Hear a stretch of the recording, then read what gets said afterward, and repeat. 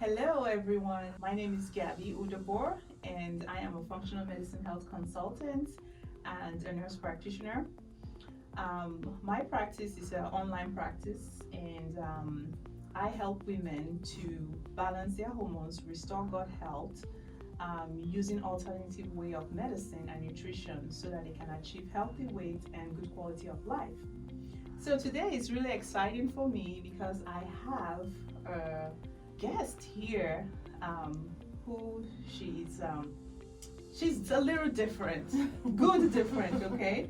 And me, I could say that I am a women's health advocate, and I think she embodies that thing of the women's health advocate, and I think she's doing a lot of good work. So I'm going to introduce you guys here, Dr. Teresa Irwin.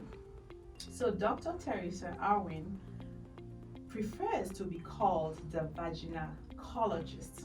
She's a speaker, she's an educator, and she's a surgeon. So she is a board certified in female pelvic medicine and in reconstructive surgery, and is abbreviated FPMRS. So we are going to dig right to the things I want to know about you, about this, I want to say a movement, Okay, yes, so that's a great way to describe it. yes, Yeah. because I was talking to some friends about it, and they were like, oh, they like to know more. So we're going to talk about that today, so we would know more about this. All right, so first thing I want to ask is, what do you do, and what conditions do you treat? Sure. So the main conditions that I treat are urinary incontinence or loss of bladder control, bowel or stool incontinence, so loss of bowel control, Yes. pelvic organ prolapse, which is, I like to coin the term of a sagging vagina. Mm-hmm. But basically what it is when the pelvic organs begin to descend into the vaginal wall, and they can be at any stage, and eventually it can peer out of the vagina.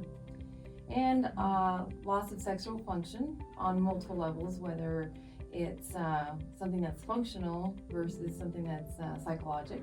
Yes. And I also treat a lot of chronic pelvic pain, and there's lots of etiologies or lots of causes for that.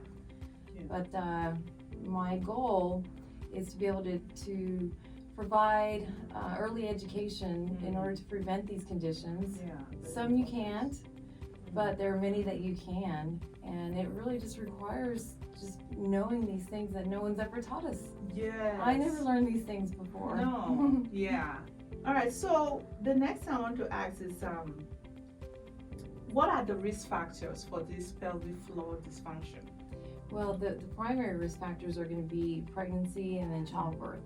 So it's really anything that's going to cause stress and strain onto the pelvic floor. That can be also their weight, whether it's being overweight or obese. Yes. A big one that a lot of people don't realize that starts when they're teenagers, if they began it then, is volleyball. Oh. So there's a study that showed that volleyball players had 116% greater risk of developing stress incontinence later in life. Oh, wow. So going back to the causes, there is smoking is another risk factor because it has all of these different chemicals.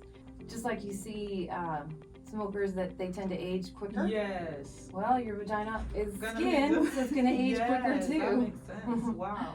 Yeah, a lot of things that you don't think about. Mm. And then heavy lifting, if it's chronic heavy lifting. Let's see, what else? So would you say like bodybuilders too? So they're doing a lot of heavy lifting. Yeah. If it's repetitive, so just Yeah. every now and then is not a big deal. Just like, if you're gonna be a runner, it doesn't mean that you shouldn't. It just means don't do that every day. Okay. And also do a lot of the preventative things, which at some point we'll discuss. But it's a lot of things that you kind of might know, but don't necessarily. And it's really helpful to be able to know the information. What are some of the preventive things we can do, Okay.